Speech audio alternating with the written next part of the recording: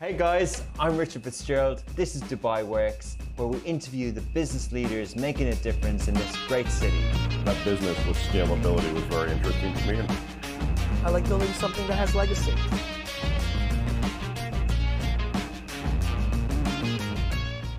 This episode of Dubai Works is sponsored by Petra Insurance, a groundbreaking player in the UAE insurance market with more than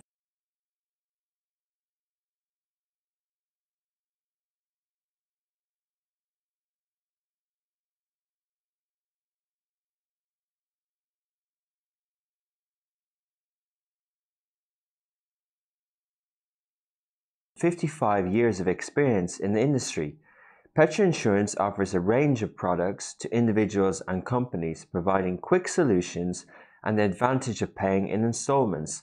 They also recognize the importance of transparency, and they make it a point to assure trust in their policies. You can get in contact with them directly by visiting insurewithpetra.com. Welcome back to another episode of Dubai Works Business Podcast. This week, I'm joined by Dr.Shanila Laiju, who is the Group CEO of Medcare Hospital and Medical Centres.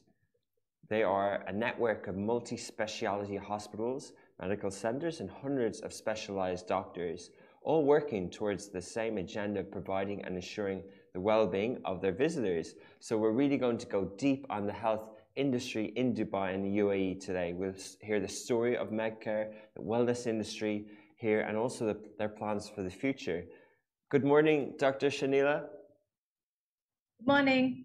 Thank you for joining us this morning. Where are you based and what's your working day like today? Well, I think we've gone back to the new weekend. So Friday, we're just trying to get adapted to the Friday being a working day. So very much at work today. Very good. Yeah.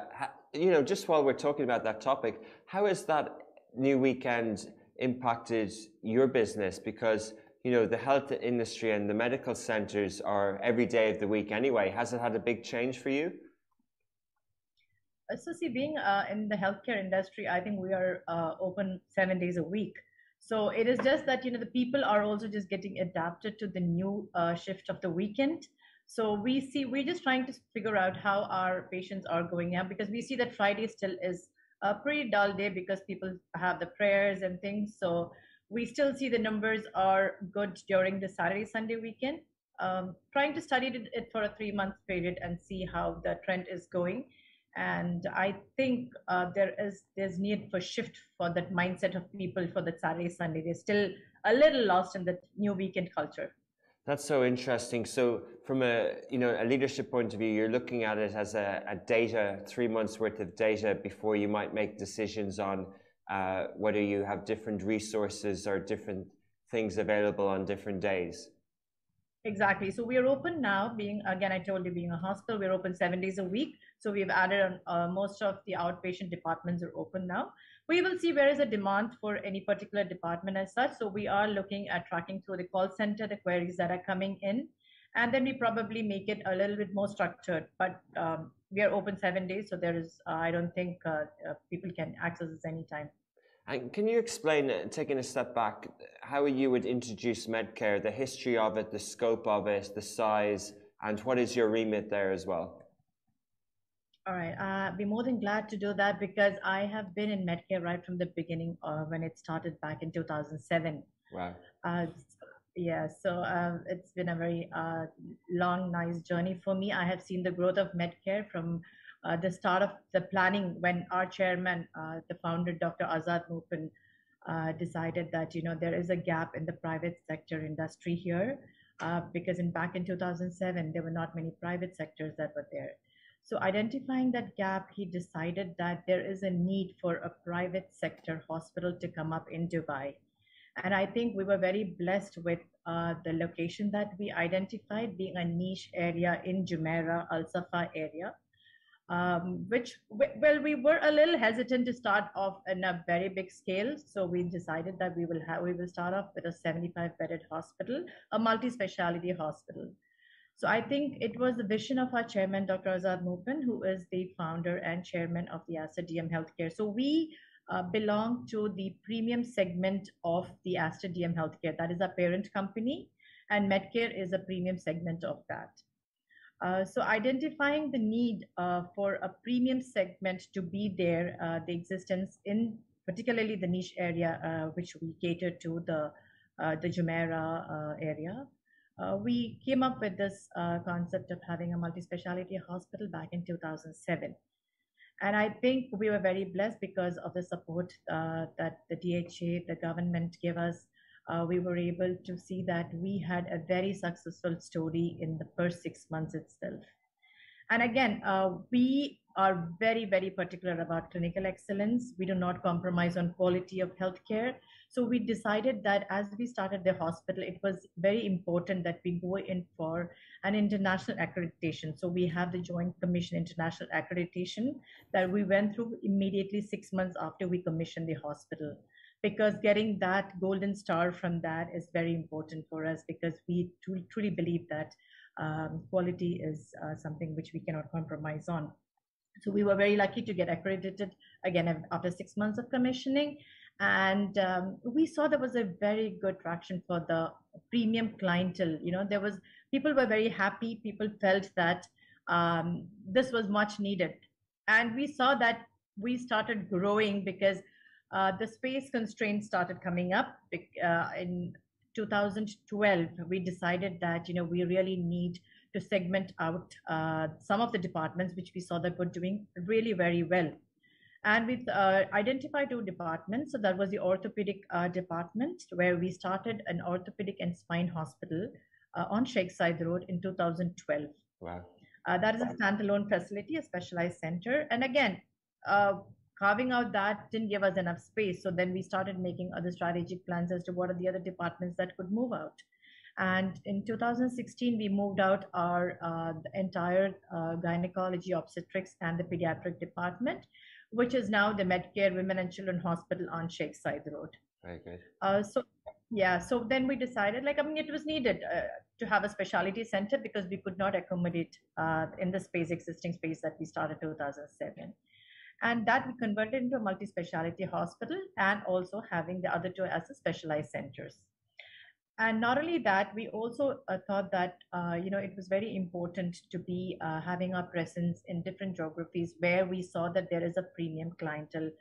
So we started opening up satellite clinics. So we opened our first clinic in 2008 in Jumeirah. And now I'm very proud to say that we are spread across most of the New Dubai areas, the Mirdif areas, and we have 18 medical centers. So I think this is a very good support system where people can have the access of the facilities, because we wanted to be closer to the patients where they are. So we identified those areas so that there is a convenience for our patients to reach out to the areas that they are there. And then, of course, if needed, there is a reference to the hospital that is there. So this is the trend that we have done. And then we have also started in Sharjah. We have a multi-speciality hospital in Sharjah. So currently we are having 4 hospitals and 18 medical centers, and it is to get the access to the care, and that is what we are looking at, giving easy accessibility to our people, being closer to them, getting closer to their homes. Amazing. Thank you for the background, and it's so interesting to hear that, because people will be familiar with Medcare but not necessarily know the scope and the history as well. So thank you for sharing. So you described the 4 hospitals, 2 of which now are the even more specialized ones based on specific departments, and then the clinics. So can you just explain the clinics? Is that, you know, an outpatient clinic like a typical GP center where people can go in like they're going to see a doctor? Yeah, so these are specialized outpatient departments that we have. So most of it is multi-specialized. So we have a couple of clinics that are multi-specialized, but we also felt that there was a need to focus on certain areas. So we have the specialized center for pediatrics. So if you look on the Sheikh Zayed Road, we have a pediatric center that caters only to the pediatrics. And then we have an eye center. So we felt that, you know, there are certain departments that we need to go maybe a little in depth into. So in the eye center, we have all the facilities that are catering to a daycare facility, daycare programs and things. And also we thought that there was also a need to go into more of the extra premium areas that were coming up, like the DIFC, the town square. So we have recently opened up in town square. And again, I told you there's been so much of, we knew that there was a demand over that area, and people were very appreciative because we saw that in less than 3 months, we are having a good number of patients coming in that area, and even in DIFC. So we started the clinic in DIFC, and I think there's a good momentum because we've been trying to identify those people who are our clientels and making it easily accessible for them. It's fascinating as the city develops, the need for you to be in different areas based on population expansion. You have to follow those trends as well and come to where the people are, even though if they'll know your brand as well. So to meet them where they are as well. But talking, Dr. Shanila, back from when you started and Medcare started, what are in addition to the physical or the, say, bricks and mortar and hospitals and clinics, what are the sort of other investments in terms of equipment and technologies that you've added over the years? Does that change every time you invest more in specializations and things like that? Yeah, it is very important to, go on with what the technology is, because I think healthcare is booming like anything in the coming years. And what we probably had, the equipment back in 2007 could not be used now because there's been so much of upgradation that has been coming in. So we make sure that we upgrade our systems, we upgrade the technology, we upgrade our equipments as per what the market needs are there. And I think there has been a lot of changes, especially with the COVID coming in. We see that there's been a total shift from where people were locked up in their rooms. So we felt that, so that was a time when we realized that there is a need for a teleconsultation.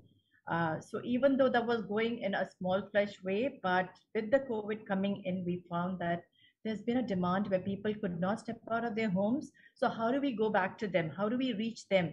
How do we make them comfortable when, everybody is really worried when it comes to their health? And so we did not want people to panic during that condition because as it is, it was not the best of the times that everybody was going through. So we made sure that we have a team of our doctors who were ready for the teleconsultations. People could log in, consult the doctor, have what they had to ask, and if there was anything that they needed to have a test done, or even for a doctor to visit them, we started with the home care services. So again being closer to our people, if during the times that they felt that they could not reach us, we made sure that every possible effort was done to reach to their homes and give them the care for that. So I think telemedicine, teleconsultation, and home care have really fast-tracked during this COVID times. So we are looking at what the industry markets are going, what is the new trends that are coming, and we are trying to live up to with that. Because I don't think that, for example, I'll tell you, if we had a CT machine that was like maybe a 6 slice, which we had before, now we cannot use that because we see that there's a lot more new things that are coming in. So we upgraded with a 128 slice CT machine. That is the need of the hour. So we do tend to invest a lot in our equipment and technology as we see that going forward, there's a lot of that in demand. Definitely. And being in the premium sector, I can imagine that the equipment needs to also be premium, and then the investment is quite significant. So that's great. And over the years, how has the doctors and your team and the size of the company in terms of resources, how has that grown? And is it a reflection on Medcare's position in the market over the last 15 years? Yes, of course. We see as we have started expanding, and we also look at, we have 1,000+ doctors who are multilingual, because we have a very diverse culture. We have almost around 26 to 27 nationalities of people working with us. And we have doctors from different boards that are working here. And I think that's one of the key areas that we focus on, clinical excellence. So we are very, very picky when it comes to choosing our doctors. To make sure that we have one of the best doctors across the globe. So it is we go to internationally to look at for the doctors and see that we look at their credentials, we look at their privileging, and make sure that we have one of the best standards there with our clinicians. Also the nurses. We all know that there is a big challenge. There's an international shortage of nurses now, but then of course That is one of the key pillars of healthcare. Doctors and nurses are your key pillars, and we are very proud to say that we have an amazing number. We have 1,700 plus of doctors and nurses who are working with us. And again, as I told you, being on a premium segment, catering to a lot of diverse culture, we make sure that we have those people that, the patients when they come, so there is an ease of communication. Looking at what are the different nationalities that are coming, and we tend to also have our support staff in the same manner. So yes, we have grown over a period of time. So we cater to almost 1.2 million patients in a year. And I think that would not have been possible without the dedicated team of doctors, nurses, and other staff that we have. We have 2,000 plus staff now across Medcare, and we are still growing. We're not put a full stop as yet, and we are expanding into a lot more other areas. Interesting. Fascinating, the number of patients that you look after. It's how does that relay in the market share in the market? Is that a majority of the market share in terms of Dubai patients? Well, I would say yes, because you know that there's a lot of competition in the market. Unlike before, as I told you, in 2007, where there were not many private sectors, and that's when our chairman found that there was a need for it. Unlike that time, now you can see there's a lot of private sectors that have come in. So there's a huge competition. So it is how we position ourselves, how we have, and as I always believe that, we have having a very strong base over here, because we have our tagline of "We'll treat you well," and that's what we believe that we've been doing right from the start of opening the hospitals and moving forward. We have won the trust. The brand is trusted in the market, so I'm sure that we do have a majority of the share of the patients looking at the other private sectors as well. So even though there has been competition, I think it's only given us a better insight as to we still can stand if you have the best of the people, the best of the clinicians, the best of the technology, and you move along. No competition can actually put you backward. Brilliant. You also mentioned the number of employees, and I noticed that the majority are obviously doctors and nurses. How is it different as a group CEO to run a medical organization or company that's a private versus public sector? How do you think it would be different if it was a government hospital versus one that's private? In terms of operationally and quality of work? Well, I do not have much experience as to the government, but I think that the need for the private came in because of the demand that people wanted to have the care, with not spending time. Because when you go to a government sector, I think you will need to be given an appointment, and there might be long waiting times. So this is what in a private sector, I think they can cater to their needs immediately. And that is one of the major differences that we see. But then to be honest here, with the Dubai Health Authority that has been there's been a lot of synergies happening between the government and the private sectors. Yeah. So I think now we see that there's a lot of collaboration. And even when the private sectors are being included in a lot of the decision makings. So the government is really looking at how do we have one system that can be, accessible. So for that matter, I should say that the Dubai government has been looking at the medical records of the patient. So they're coming up with this NABID system, which is amazing. So that any patient that visits Dubai in any of the hospitals, if they have to go to any other hospital, they do not have to request that for people to get their records. It will be like now seen. It's a unique ID that every patient is going to have. And across wherever in Dubai they go, that the doctors can access their medical records. So I think there's a lot of collaboration and synergy that's happening now. And I see that going forward, this is very good because a lot of things that we could do together as a private and government sector. Interesting. Yeah, absolutely. And people will be familiar with how good the DHA has been, especially during the pandemic as well. Dr. Shanila, how would you describe to people, outside of Dubai, how the health industry here is and how good the services are available to patients? Is there a ranking system around the world, or are you confident that, services that you provide are as good as anywhere else? I really like this question because you know what, now what we are looking into is promoting the medical value tourism. So we understand that there were a lot of people going earlier abroad to US, to Germany, to UK to have a lot of their medical conditions met with. But why? Why do they have to go to these places when I think Dubai is supposed to be one of the leading hubs for medical tourism? We have the best of the technology, the best of the medical cares here in Dubai, whether it's a private, whether it's the government sectors.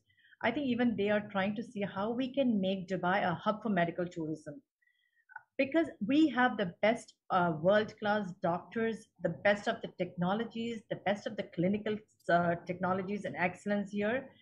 So this is what we are looking at. How do we have Dubai as a medical tourist? How do we stop people from going? How do we give that message to the people that we have what they are going for and traveling there? So we have also had a lot of this with the now we have established medical value tourism with Turkey, with Saudi, with Qatar. So we see there we have a lot of specialized centers as well.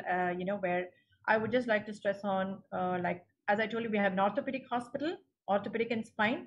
Again, in that, we are trying to see how do we have a subspecialty built. Like we have established a center of excellence for foot and ankle.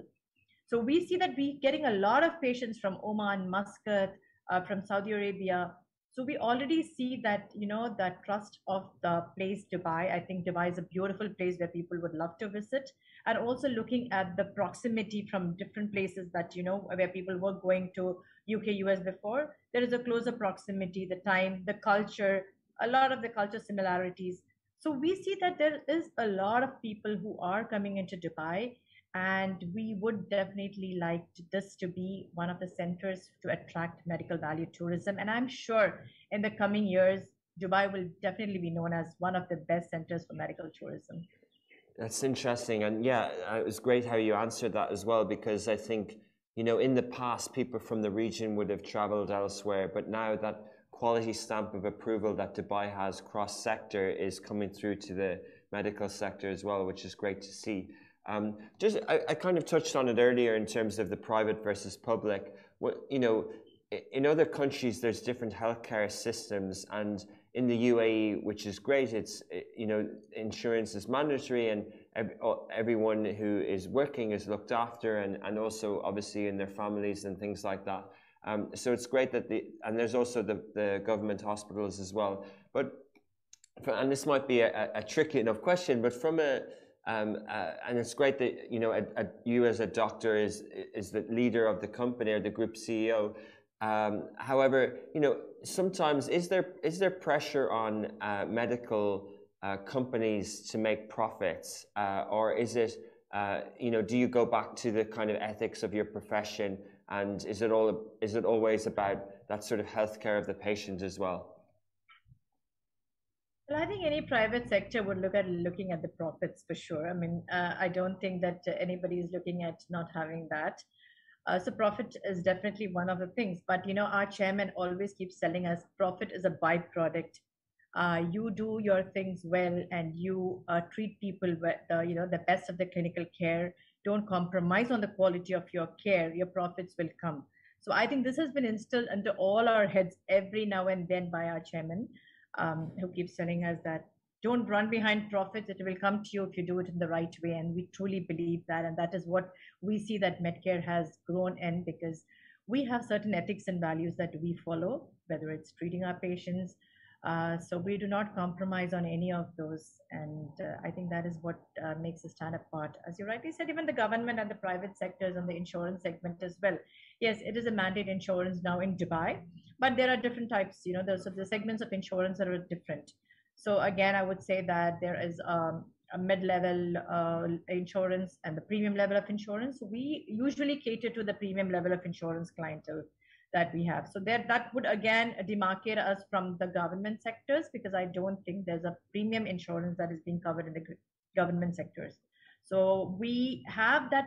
That is again a very good thing that the Dubai government has done. So, you know, you have people all across, from the blue collar workers to your premium clientele, who can make use of the best of the healthcare because of the different segments of insurance that they cater to. And there are different healthcare sectors that cater to these, so that there is a complete coverage of people, irrespective of whether you're in a premium sector or whether you're in a blue collar worker.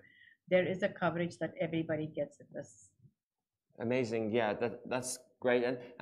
So from that point of view, you know, how the competition that you have, are they mainly across the sort of well-known brands that have a lot of hospitals and clinics, or do you look at, or you know, from a market entry point of view, is it possible for someone just to set up an orthopedic clinic, and would they, you know, require a different license or a different approval, or what's the market entry point of view in the industry in Dubai? So Dubai, I think, I mean, the entry point is you need to have, I mean, if it is a known brand internationally, it becomes more easier for them to come into existence. But I would like to say that Medcare and like the Aster, I told you we are under the premium brand of the Aster, the brand Aster. And we're very proud to say that we are the largest healthcare network providers in UAE here at the moment. Yes, we are. But looking at what you asked for a person who's newly coming into market, I think the government is very flexible because they want to attract new talents, new, you know, the brands that are probably across internationally. Like, so you saw there's a Mayo Clinic, there is a Cleveland Clinic. So there is a lot of competitions that are entering into the market, and there is a space for everybody. So if you are going to live with the best of the clinical care that you're going to give, you have your best of the doctors, the best of the service excellences that, you know, patients have a seamless flow of when they come into the hospital to the exit, how you treat them. So it all depends on how you position your brand and the service that you are giving into that you could remain sustainable in the market. Because we have seen that there are a couple of providers who have come in, explored, maybe not able to sustain in this competitive market. So it's not easy. People may think that you can just come here and look at just starting a hospital. But I think there's a very important need to have a very strong foundation as to, you know, to have the best of the clinical care and a good backing for that. You can start it, but would that be the best of the things? I cannot say, because you can see that there's a lot of new providers that have come into the market now. So establishing that in Dubai, yes, I think the government is a little bit more, I mean, lenient. They look into, they provide support for people who want to come and explore themselves. But again, to compete in this market is not that very easy. So sustainability is what we need to look into. And that is what we look like. You know, whatever we start, we see, we do a feasibility study, and we make sure that, you know, there is a sustainable market that we are in, rather than jumping from one thing to the other. So that is what we strongly believe, that Medcare, as in the last 15 years, we have established a very sustainable market for our people. Fascinating. Yeah, it's so interesting to hear as well from a, you know, a regulatory point of view in terms of hospitals, because people might think, oh, there's, you know, it might be state run, or there might be only one or two, but actually, as you outlined, you know, it's like it's an open industry. You know, people, the right credentials and the right investment can come in, but it's a very competitive market because high standards are needed. But you mentioned, you know, two US American or international brands who've come in as well, and they offer in the premium sector. But with the pedigree that Medcare has had over the last 15 years, then you can actually compete with those international brands as well. Yes, that's very true, because, you know, it's very good. We feel that every challenge that comes into the market helps us also to grow. So this is good, that, you know, we have a lot of competitions coming in, and then we tend to excel. You know, we see how we can excel, how we have that. We do benchmarkings to see that, you know, we are within the market standards. So I think that's a good thing as well, to have good competitions coming in the market as well. Dr. Shanila, we'll talk a little bit about technology, but firstly, how has the medical profession changed in, you know, 1/5 into the 21st century? We're in 2022 now, and we know that consumer lifestyle trends changed. We're all very much digital. We're all doing more exercise. We're all eating healthier. How has the sort of lifestyle and behavior changed of you know, the status quo, today's human? How has that changed into medical and the medical arena in terms of, diseases, illnesses, and your services as well with people? All right. So I think as everybody is talking about the digital transformation, similarly in healthcare also, again, I told you, with the pandemic coming in, there's been a lot of fast tracking of a lot of digital things that has come in. So if you look at of course, there's the AI, the chatbot, the telemedic consultation, all this, what I told you is all the digital transformation that's been happening in the healthcare industry. But it is very important that, we also need to make sure that, people are all very busy. They do not have time. So how do they come in and have a very seamless journey when they come to see a doctor is very important. So we are also having a lot of those new technologies that we're looking into having, like now in the patient registration, we're trying to see how we can have that online so that the patients can book their appointments, make their registrations, come into the hospital, do not have to wait in a queue for the registrations.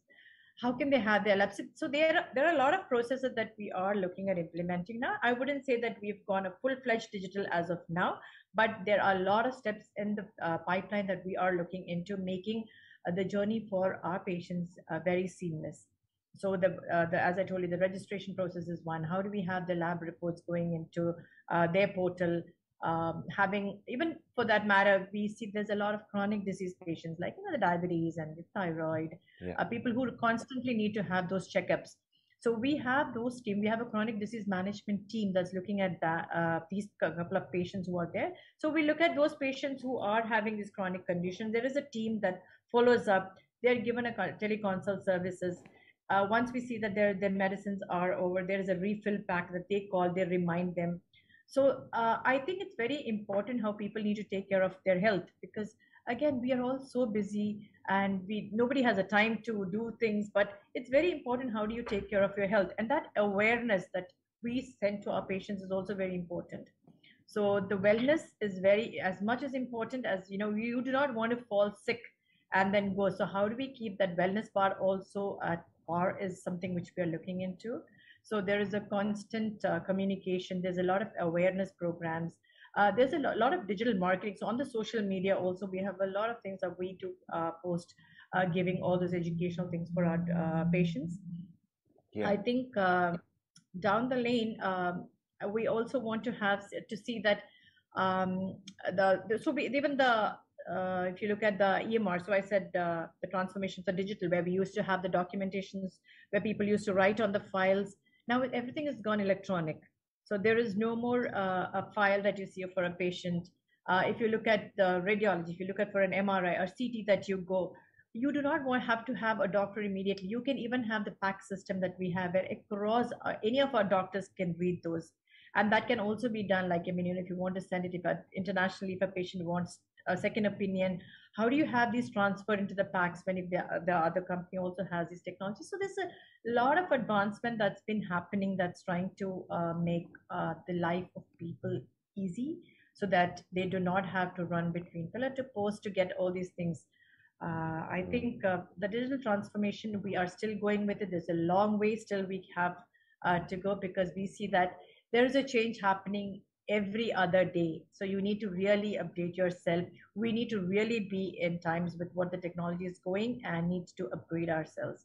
But yes, definitely that's going to be overtaking a lot of those things that we do manually now. And I think the chatbot and the online appointment systems, the social media channels for these will definitely pave more way for the patients. Yeah, fascinating. Of course, data is so important when it's our lives and making the right decision and communication. I think someone mentioned to me the other day, they call that category around automation and chatbot CPaaS, communication platforms as a service. So it's all evolving to automate things so you can focus on efficiencies and utility to make things more seamless for the customer and the patient, but then the doctors would then have more time to do the work in the proper way.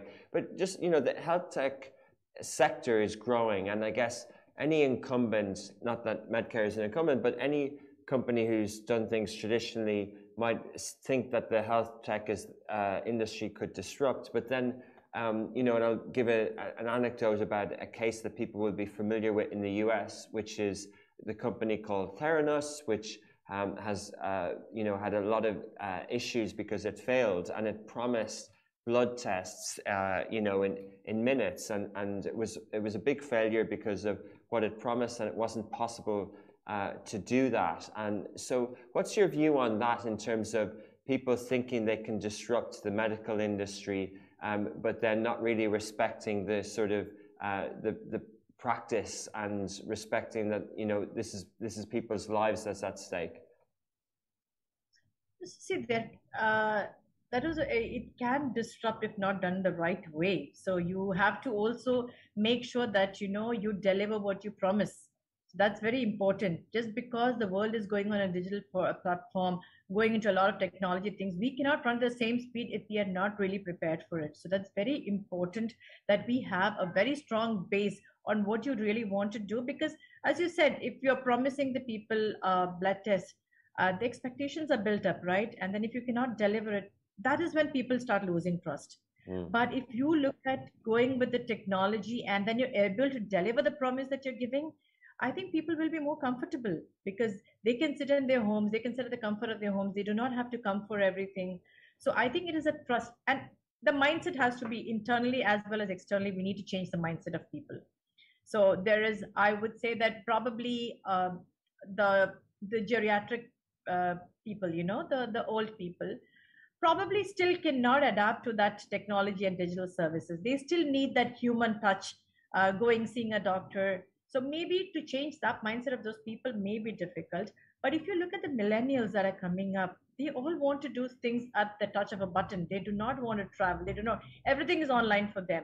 So we need to foresee how we have to see the next generation coming up. And there is a need to cater to those needs of the people. So we need to look at the psychological aspect of how they want things. So I think going forward, definitely digitalization, technology, AI, all this is going to come up because there will be a time when a lot of things that we do now is going to be obsolete, and people are not going to look into that. So it's very important that you need to go with these changes, and we need to train the minds of the people internally as well as externally how to adapt to these. Amazing, fascinating. And are they some of the things that you're investing in 2022 and beyond? And what do the future plans look like for Medcare? So of course we are looking at expanding globally and internationally. That is also there in the pipeline. But then again, we see that there's, as I told you, there's a need for expanding into the Northern Emirates as well, because we've been focusing more on the Dubai market. But there is a great potential in the Northern Emirates as well that is coming in. And we feel that since I told you we have 3 hospitals that are having specialized centers, we would like to also have, a flagship hospital of ours coming up, which we are looking into. And again, catering into a lot more other areas like, the Damak Hills, Betil Al Gaf. There's a lot of new areas that's coming up. So we want to have our existence in those places as well. And of course, going to other GCC countries, because Saudi is a very good market now. So how do we expand into the other GCC countries, and probably even look at expansion into the international market. Right. But yes, of course, now we're concentrating more into Dubai and the Northern Emirates for the coming, maybe next 1 year or so. That's amazing. That's really good to hear. And yeah, it'll be great to follow Medcare as well, this story. But yeah, I think the region first, and obviously an optimistic outlook of this region as well. Yeah, so that's what we want to establish, a strong foundation within the region in UAE, and then probably take it up later internationally into the GCC countries. Amazing. A question kind of not related is just from an interest in how the medical industry, we've had some insurance companies on the show and some different types of companies, but not necessarily one as established as Medcare in terms of medicine. How does the hospital and medical centers, what is the relationship like with the pharmaceutical companies? Do you have partnerships with the big pharma companies, and how does the medicine part of the industry work on a B2B level? So see, if you look at the pharmaceutical, in all the hospitals, it's mandatory to have the pharmacy. But other than that, we are not concentrating much on the pharmaceutical because in our Aster group, as I told you, we have the Aster pharmacies which cater to the pharmaceutical companies. So we do have, I mean, we have all the leading pharmaceutical companies that we have partnered with. And there's, of course, this is an ongoing relationship. Being a hospital and pharmacy, I think they go hand in hand. But majority of this is, it is we do not have much of those in this. We provide the choices and we do not have much on the pharmaceutical side. Mainly, I told you, Aster pharmacies, which cater to the pharmaceutical needs is that. So I think that's not our core forte of the business that Medcare is looking at. Interesting. Yeah, and that does really paint a picture for the listener that how well structured the group is. It has the Medcare brand and then a separate brand for the pharmacies as well. So it seems very well structured and very well positioned for the world that we live in today. Yeah, and I think we should say that there is also, as you were mentioning, the doctors. We have doctors who've been with us right from 15 years. So as I told you, it's very important that we build that sustainable model where people trust us. So we have a lot of our staff who are here with us right from the beginning of inception from 2007, and that's a very proud moment for us to say that. Very good. Well, thank you so much, Dr. Shanila, for your time today. We really appreciate it, and it's great to get an insight from a group CEO of the medical industry. And thank you, and we'll follow Medcare with more interest in the future. Thank you. Thank you so much for giving me this opportunity. Have a good day. Take care. Thank you. Have a good weekend. Hey guys, I'm Richard Fitzgerald. This is Dubai Works, where we interview the business leaders making a difference in this great city. That business with scalability was very interesting to me. I like building something that has legacy.